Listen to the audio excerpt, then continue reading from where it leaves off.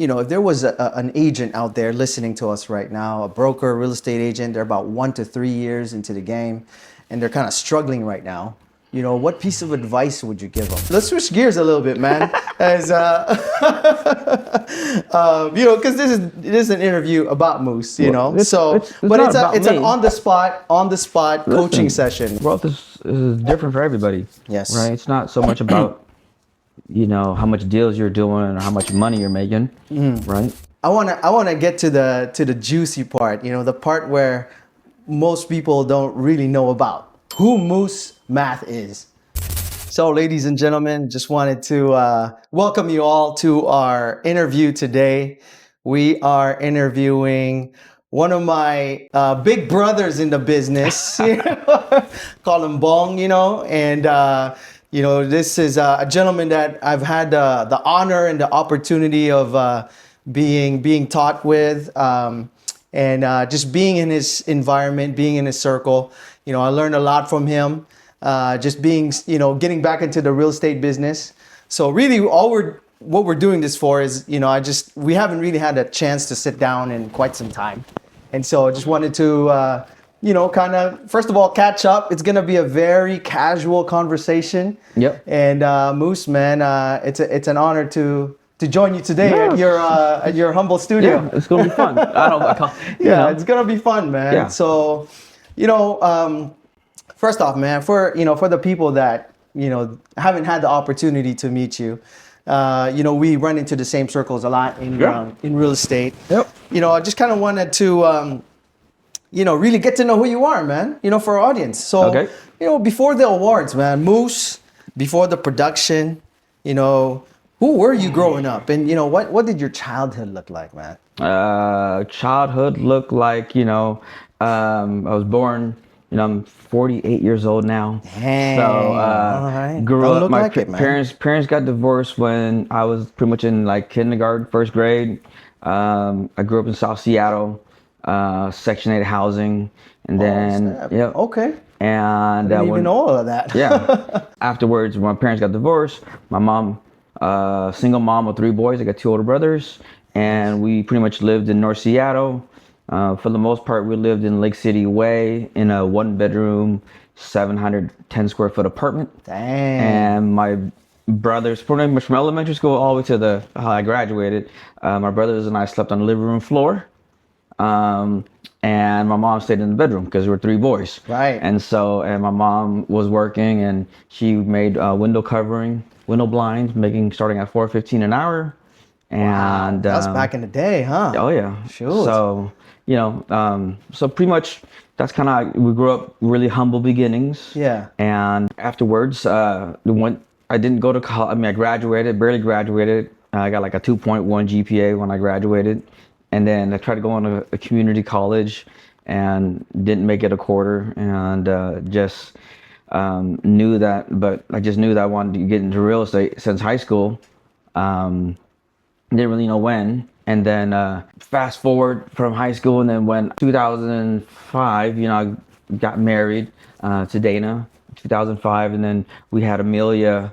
We got married in January, and then we had our first daughter in December of 2005. And at that time, Dana was like, well, there's never a perfect time to get into real estate. And I had just gotten fired from my job at the dealership as a service advisor. Oh, snap. Yeah. I didn't even know you worked at a dealership, man. Yeah, as a service advisor. I wrote service for about, 5 years maybe. What? And okay. What's dealership? Did you want to give him a shout out or no? No, it don't matter. Yeah. I mean, I worked at a couple dealerships, but okay. Town and Country, Toyota Seattle, Greg Reardon Dodge, Okay. Toyota in Seattle, the one in... but it was downtown then. Oh, that was downtown back then. Okay, not on airport. Yeah. Yeah. Okay.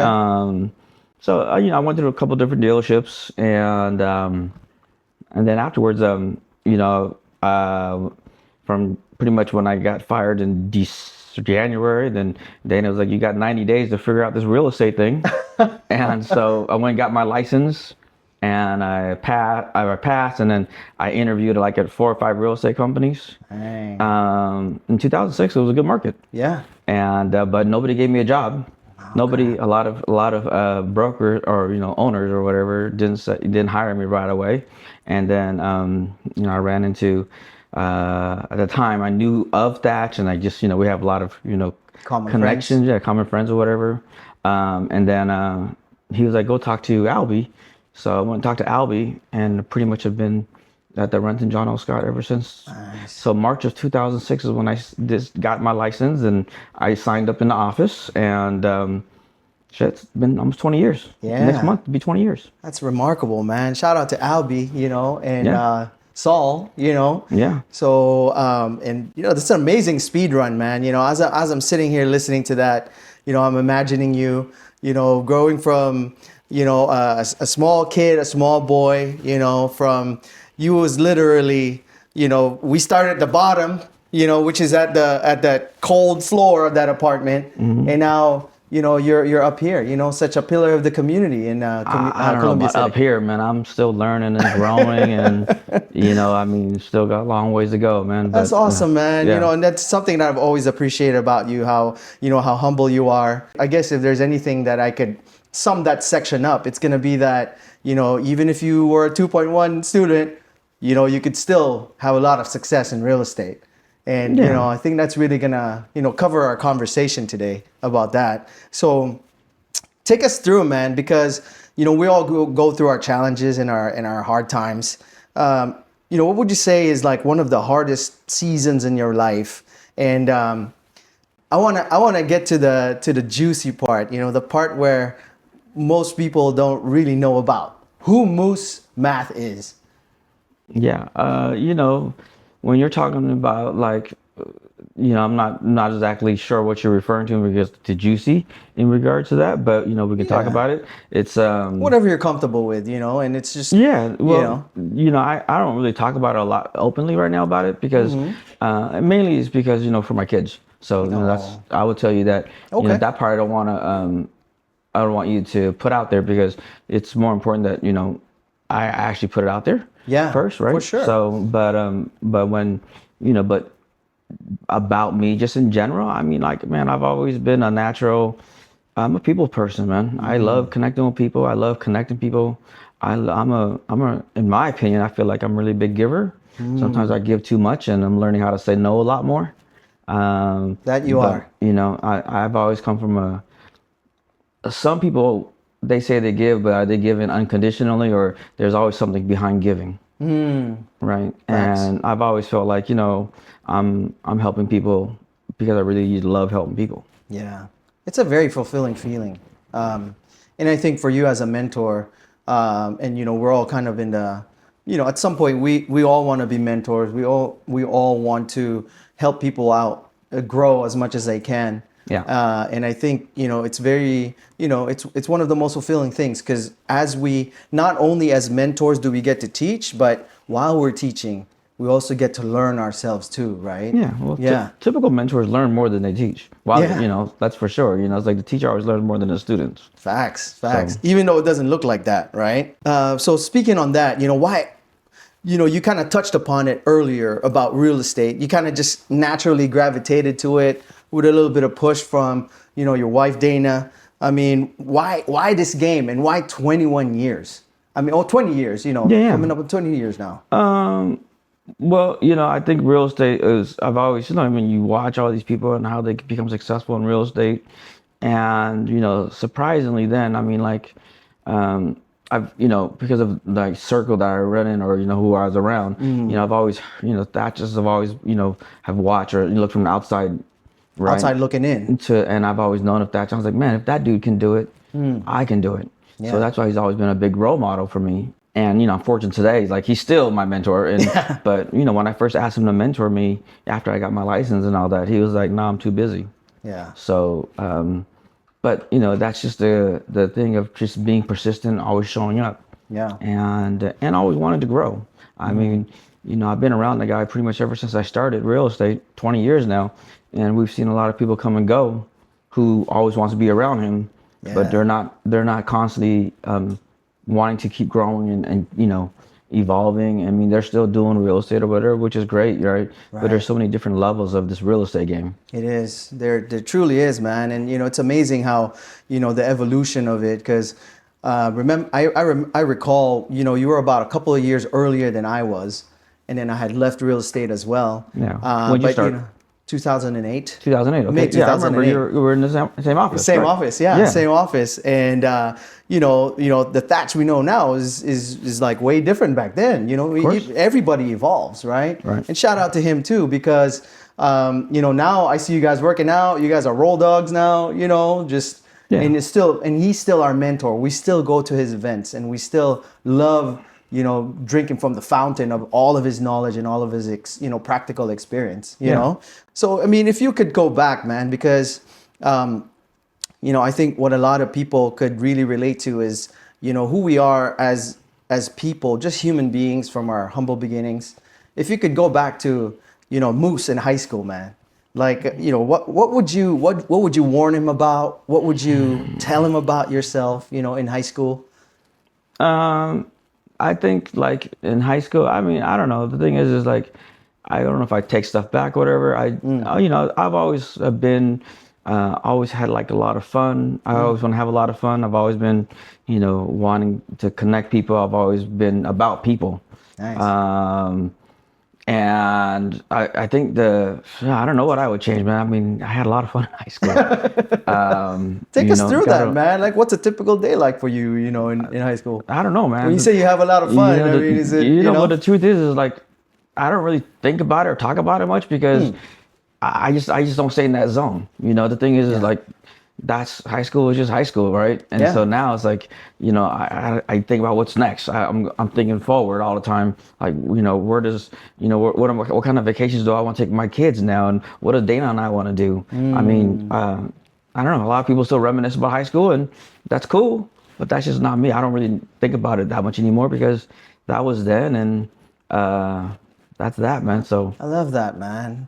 So what I got from that was that you like to stay present to what is what's the conversation, right? Yeah. And I can choose to talk about high school, but that doesn't bring me that much joy to keep talking about it. I'm about to have my 30-year reunion. Right. I mean, but the reality too is that it's more enjoyable talking about where are we going. Yes. Versus where we've been. That's the juicy part, man. And this is actually a great segue to, my next question is, so you started in 2006, and you asked Thatch to be your mentor. What was your first 12 months like? Being in the game? Not the highlight reel, okay? The real story. No, the real story was like, at the office, we, learned how to really learn my scripts. Right. So, you get your scripts that, I think I had like a Mike Ferry, Tom Ferry script. And then Thatch was like, hey, you got to remember this whole booklet in 30 days. That was the challenge. And once you memorize, just like what I did for you. Yes. Right. And we can talk about it. Right. And we should. We will. And so, pretty much I was memorizing my scripts. I would write them down, spend 60, 90 minutes writing them down. Then I would cold call for 30 to 60 minutes. Then I would spend writing them down again and just start memorizing them verbatim. And it felt like kind of, at the time, maybe robotic, whatever, but like every new agent that if people ask for help, whatever, I tell them, spend the first 30 days, remember doing what I'm telling you, it will change your life. Yes. And I like to say, when you worked on my team, I literally had you do that. And I'm sure today, you're still doing what I told you, or how it's probably so natural that you don't even think about it. Yeah, no, you're absolutely right. And, I fought you a lot for that, and we bumped heads a little bit because it's like, man, I'm writing all these scripts and doing it down and, but, there's never a perfect practice, right? We would role play. And you'll come out from left field with an objection I haven't heard or practiced. Yeah. But that's usually the fastest way to learn, is what I found, man. Well, practice, I'll tell you. So what does practice make? Practice makes permanent. Good. And that's your quote, you know? Yeah, I remember that top of the head, man. And so you're gonna remember it. Like, yeah. listen, it just comes natural, like a conversation now. Yes, Right. sir. And what you've learned from the scripts or memorizing them, you can go. We work anywhere in the country now, and go find deals if you wanted to. Exactly. And a lot of times people are they don't want to spend time refining their skills, because this is still, as much as social media and you know what social media can do in Marketing marketing and all that, but you know, it's, you got to have some skills, facts. right? Yes. You At still the got end to of have the day, skills. it's a skills game. It's people's, Yeah. it's a relationship business. It's a full contact business. Okay? Absolutely. But you also need to have some skills. Yeah. Okay. Well, I mean, that's what's going to keep you in the game, and, you know, being competent and proficient with it, and, you know, maintaining your freedom within the business too, you know? So in your first 5 years, did you take off like a rocket, or was it like, Nah, I mean, I think, my first year, I probably did like 20 deals. I really worked that's a awesome. lot, right? And, you know, we had just Amelia, and she was really young. I mean, the biggest balance was, we went into a market that, was really good, then immediately really hard, because we Right. hit the 2008 to 2012 market, which was really bad. And A lot of people still have scars from that. and oh yeah, you never forget. But I mean, it was rough, man. It was Yeah. really, really hard. And and then we had a really young family. Like Dana and I, we just we got married and had kids right away. Um, so yeah, it was a lot, learning how to be a parent, learning how to have balance, learning how to navigate the market, and it was tough. Yeah. Right. But the truth is that's what builds character. And I think this market right now, people are starting to feel the crunch Yes. too. Yeah. Right. And so this is where you're really going to see a lot of separation again. That's it. Yeah. And you read my mind, because that was my next question. You know, what separates the agents that, who quit in like 2 years or 5 years versus someone who lasts for like over 20, like you? Well, I don't know, man. The thing is like, one, I don't know what else I'd really do, as a career, because this is what I know. But more than anything else, I think I've got so many years of compound belief that I built up in myself, that I know that it doesn't matter what market I'm in. I just need to go out. I mean, I've had enough success and enough wins in my life now. It's taken just more mindset. Yeah. To keep going in whatever market, because every market, everybody needs a place to live. Everybody needs a place to live. Housing's never going to go away. It's just a matter of how productive do I want to be into my database, looking for deals. I'm just trying to spend time. Once you learn how to, what I call, either go fishing or go hunting or whatever, you can go do that anywhere. And I was talking to a lot of friends recently about, when you're a business owner, what's the hardest part about business? Building business. Yeah, Yeah. Getting business. It's getting business, getting leads, and people forget, like, man, that's the most important part about business. I mean, it's not about how to market, it's not about anything else, right? Right. You gotta, there's a lot of, and getting business means getting referrals, or cold calling, door knocking, Yeah. working your database, right? Whatever it is, networking. Yeah. Everybody has different ways of getting business, and it doesn't matter how you get it. Okay, but you always got to be, it's a full contact sport. You always got to be thinking about business all the time. So Right. it's a lot of mindset. Take us through that contact sport analogy that you have, because, when you said something about compounding beliefs, it's almost as if like it's you're born with it. Hell And, no. and I look at your logo, which is the moose, right? I'm an Aries, you're a moose. And, one thing that I admired about Moose all the time is that you just keep on going, bro. Like, and, Yeah, I don't know if I feel that way, and Well- that's why, outside looking in, right? Yeah. I mean, I'm probably more of the, subdued kind. But when it comes to deals, I know if I need a closer, right? If I need a closer, I'm bringing in Moose, you know? So take us through that, man. What was like compound beliefs for you? I don't think, me being the closer or whatever, I think it's, people smell, I think people can very sense right away if you're being sleazy or if you're being trying to take advantage of people, and really not being about like how to really come a place like, are you putting people in a win-win situation? Are you putting, if this is a situation that, everybody's going to feel good about, right? Because you can't win every situation, and it's okay. But, I guess for me, when I look at it, I want to make sure that whoever I'm working on the other side, that they feel good about it, because this is too small of an industry to, be be taking advantage of people and having a bad rap, That's having facts, a bad man. name. And that's not, that's my standard, and that's, how I roll. I mean, I don't need to have a bad name out there, right? It's too, Right. you take too long to build a good reputation too, and it goes away faster than you think. So No, that's amazing, man, and I really feel your heart in that one, because if there's anything that Saul, Jim, and Albie taught us, it's that reputation matters, yeah, and that this industry is a small community. yeah, Word goes around a lot, yeah, and we live and die by our word and our reputation. right, So if there was an agent out there listening to us right now, a broker, a real estate agent, they're about 1 to 3 years into the game, and they're kind of struggling right now. What piece of advice would you give them? And this is like, you want to speak to the camera on that one. oh, I don't know. My advice to anybody who's new, who wants to get into the business, is to, like, this is not an easy business.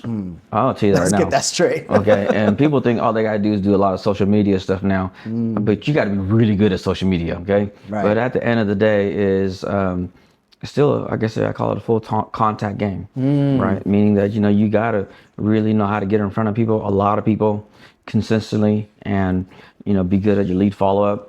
I would say that you got to know how to work your database or work a CRM right away. Yeah. That's probably the biggest thing that I didn't do, is really dial in on a CRM right away. I just know how to sell, right? That's just you got to know what you're good at and what you're not good at. And if you think you're really great at sales or connecting with people, good, then hurry up and get an assistant so they can help you out, right? Right. Because the faster you get an assistant or help, doing the back end of the business, Yeah. is the faster, you can just stay focused and doing what you love. Yeah, I love that, man. So many people spend time doing what they don't love. So it kind of becomes more like, Do you spend a lot of time doing what you don't love? oh, hell no. Okay. Yeah. It's so there has to be a sort of flow, is what you're saying. There has to be a flow. There has to be a natural gravitation to it. And if Mark could check out like the piece real quick there. Yeah. For a lot of old school guys like myself that call real estate full contact, I think martial arts, but obviously what you're referring to is something else when you talk about connection. When did you realize that you weren't just selling homes and you were actually selling a business? I don't know. I think it was from day one. I mean, I've always cared about people, right? I just needed to learn how to do it, right? And everyone's got to learn somewhere, somehow. Yeah. And for me, it was always been about people, no matter what, right? And it's just always being honest and being direct. I mean, like, my very first deal, happened to be my in-laws, and it was their condo in Leshai, and literally, like, we had an offer, and then the deal fell apart, and they were on vacation in Hawaii. And I had to call and tell them that, the deal fell apart. And I'm like, man, I got to call and tell my in-laws this, right? But the reality is, but they're people, right? People are people, man. You got to just treat everybody the same, and you got to just communicate and make sure that you're always looking out for everyone's best interests. So there's, I've always been that way. And That's awesome. That's just how I roll. So earlier you mentioned about getting an assistant, right? Yeah. What shift happened that made you realize that, other than getting an assistant, in order for you to scale your business, what other things were you able to implement in order to get that done? Well, I mean, the rule of thumb, if you're a real estate or a single real estate agent, is to be able to do 3 deals a month, 3 months in a row. Then you should, really consider hiring somebody, because you've built enough confidence that you can generate and close enough business. Yeah, I remember that. So, I remember that stat. Yeah, and so, and for me, when when you know how much you don't like doing admin work, right? Then it's like it's a motivation to, hurry up and speed this thing up, right? To get help. So, and a lot of people are like, man, how am I going to do it? How am I going to afford it? What am I going to do? And for me, it's like, you know what? I'm going to figure it out. I've always been that type of person, unfortunately. I'm going to figure it out. And, but, it always works out, but I do, I just know what I want. Right? Yeah. I just know that, I just keep me in the sales part or the communicating or connecting or, getting in front of people is, what I enjoy. How do you talk somebody through that, man? Who's having reservations about hiring somebody? Because again, one thing I'm present Are you of having right reservations now. about it? Or, I mean, That could be it, but I'm sure there's a lot of agents out there that, they've already done 3 transactions in 3 months, but they're just scared to take that next step, of getting an assistant, hiring an assistant. Okay. Yeah. So do you have an assistant? Not yet, not Okay. right now. So Yeah. what's holding you back? For me, it's just control. Okay. Why control? Because I want to make sure I know everything that's going on in the deal and make Okay. sure that, timelines are good, paperwork is good, Okay. and it could be a little bit of ego, I would say too, Okay. with Now, that. now you're being honest. Yeah. Okay. Right. It ain't Yeah. control. Yeah. I would say it's probably ego. Yeah. Okay. Or I'm gonna guess it's probably fear.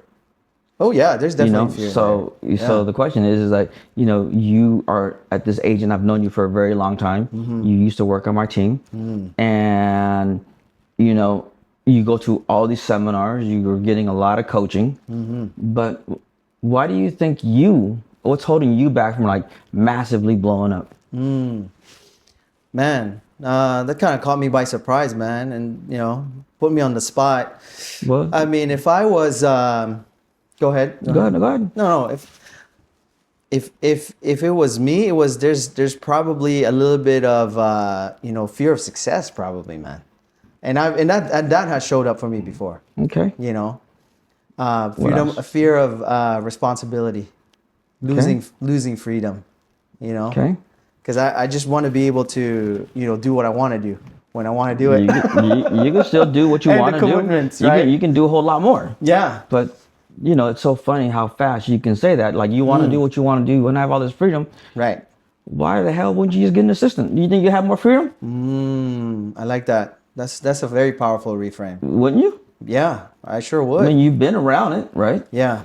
And my hallucination is again, there's more fear for you to find somebody to help you, really help you, and it's going to take a lot of leadership too. It's going to take a lot of like you growing. Yes. So the question is how much do you want to grow, Teddy? Yeah. I mean, yeah, you go to all these events and all that, but like at some level, like you are making changes or jumping or whatever. Like, are you really being honest to yourself or being vulnerable to getting real support, or are you willing to surrender and be vulnerable and like play at this different level where you're capable of? Because you have been doing it long enough. You have built enough belief system, but something hasn't really triggered you to like, man, I'm ready. Right. So what is it? That's the question. Yeah, I love that. And I'll probably have to sit down and really marinate on that and really reflect. And like you said, not be afraid to be vulnerable about that, because I've been doing a lot of introspection lately too. And you've been doing like that for literally, years, right? bro. Even what's that? You've been doing that for way too long.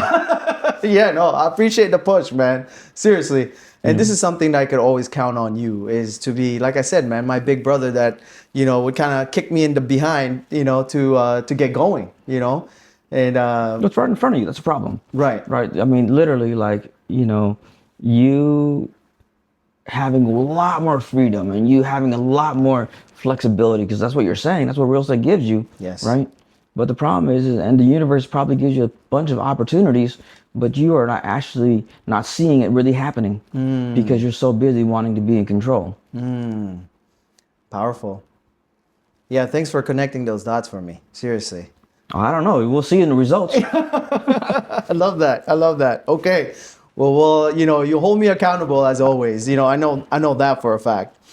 So so let's switch gears a little bit, man. As because this is an interview about Moose, you Well, know. So, it's but not about it's an me. on the spot coaching Listen, session, which I really like. And I when I approached Moose, I said, man, we gotta be authentic, we gotta be vulnerable, and so I'm embracing it, really, seriously, okay, and I thank you for that. yeah. But yeah, going back to your business, Moose, if how did you I know you're really close to your community, you're very sincere with helping people out. How did you build your name right here in Columbia City? Like if you take us through that. Yeah, it wasn't so much about building my name. It was more about, because my dad was never in my life, and there, like I always like to pick and choose people who I highly respect or role models, and when I pick people, I just pick what they like, what I like about them, or what I like about their business, and there were a couple of agents in our office and who, I hand chose, and I was like, okay, I like that part about their business. I like that part about their business. And so one of the agents I chose, or a couple of them, is, one, he was my mentor when I first started. His name's Paul McKay, and he's like, man, you know what? Most of my business is all around my house, and when I get a call or a sign call, I can just say, "Oh, I was actually on my way. I'm like 10 minutes away." So they would show up, and but he only lives 10 minutes, 5 minutes away. So he's always like, "Oh, I'm on the road. I can stop by right away." Right. And so that was one model. It's like I've always learned the closer I work to my house, the more time I get my family, because my dad was never in my life. So one of my biggest drive was always having time to spend with my girls. I got three kids and three girls, and now Amelia's 20, Nyla is 18, Wow. and Jada is 13. So two of them are in college, away. Fortunate, unfortunate, so, and I have an eighth grader. So now it's like my priority has always been, my schedule has always been around my kids' lives. And so, it wasn't really trying to build a reputation. It was more about, hey, you know what? I'm gonna just work close to home. So over the years of Compound, I just kept working around my house, and I'm also, the other fortunate thing is that I have a pretty cool nickname, so it's an easy to remember type of nickname. Right. Moose, and then my real last name is Math, so it makes marketing a whole lot easier. Eminem. Yeah. Right. But I was just staying close to home. My deal is I just want to, is spend time, be close to my family. That's awesome, man.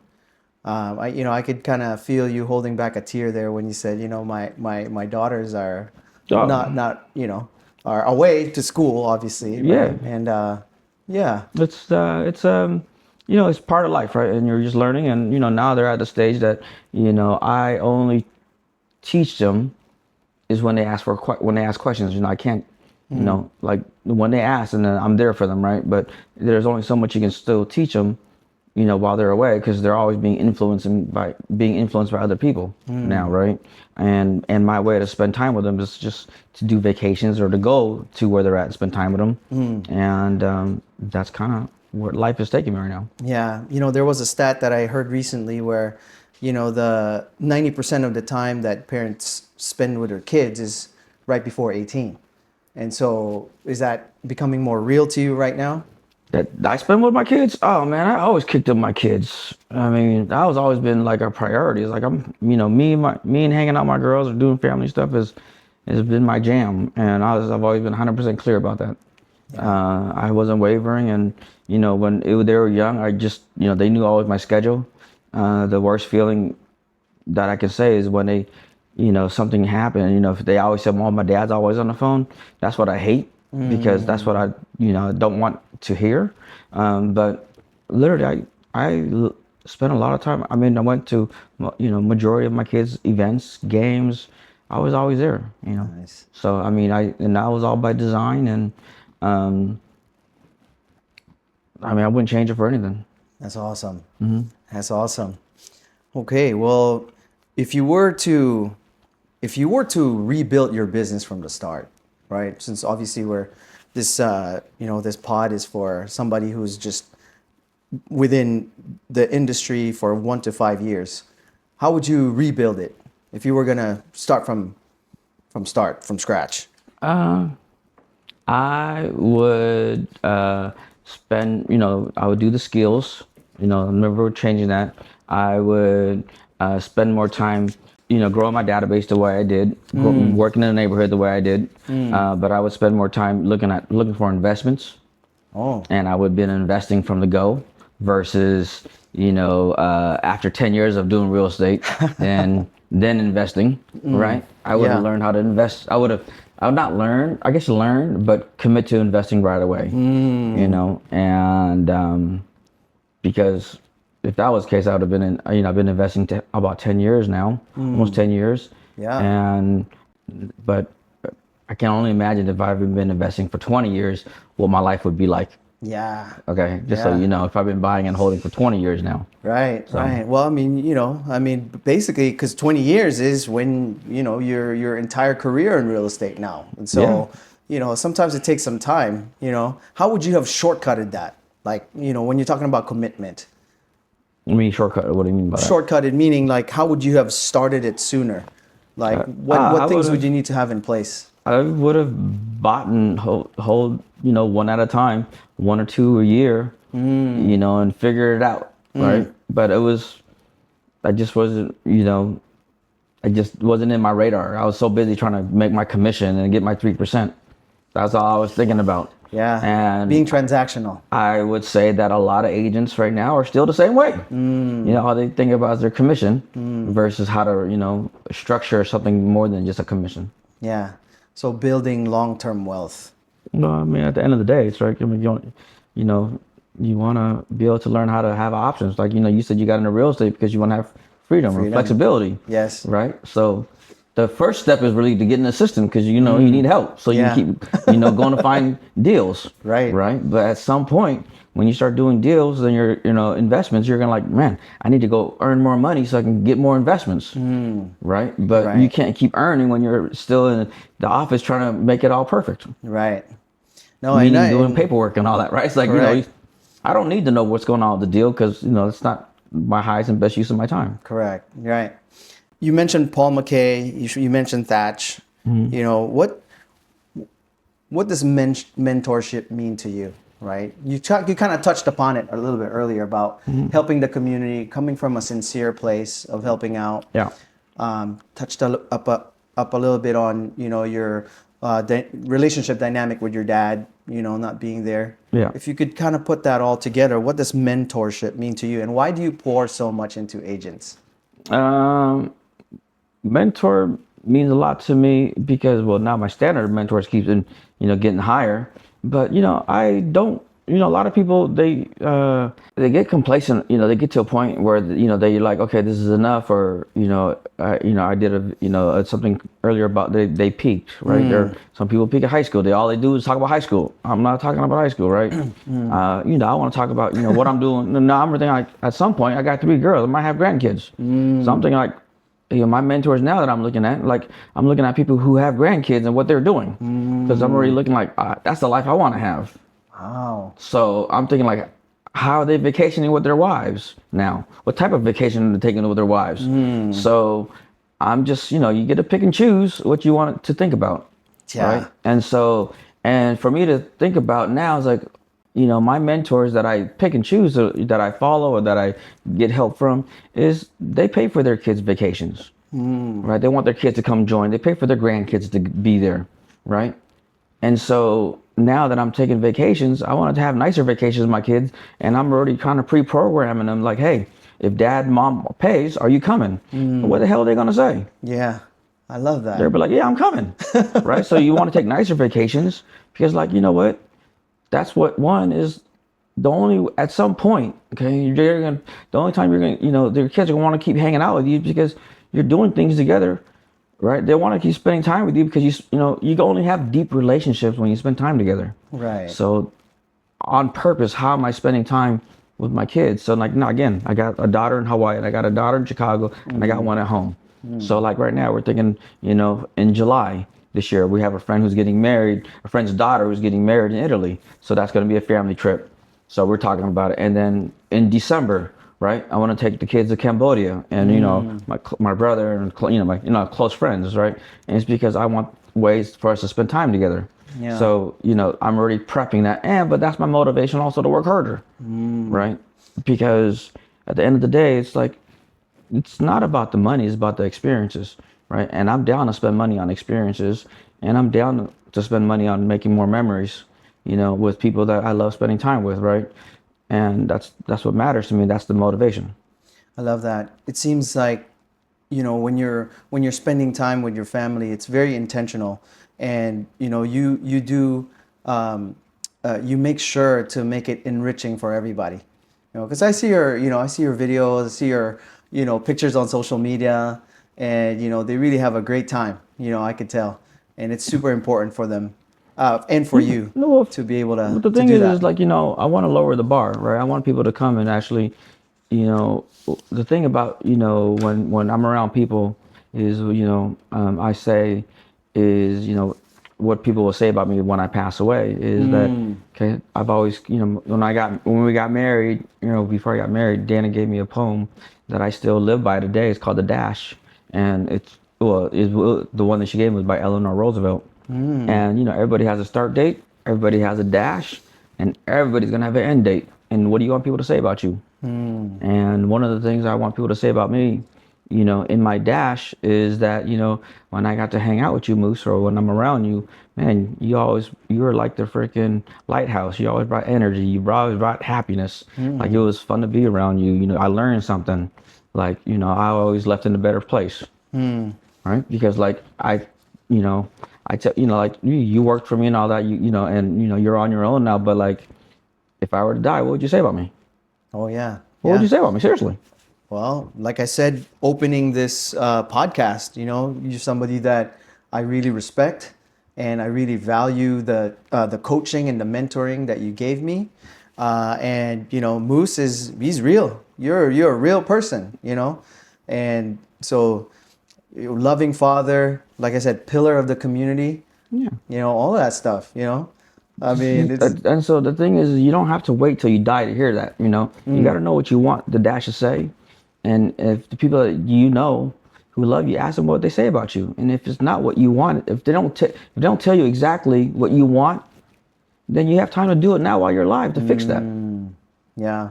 I really felt that, man. Right. Yeah. So I've worked on that, and now it's like I'm still, I'm a work in progress, man. Right? Yeah. I mean, and I like to be I don't like being the popular person or the known person.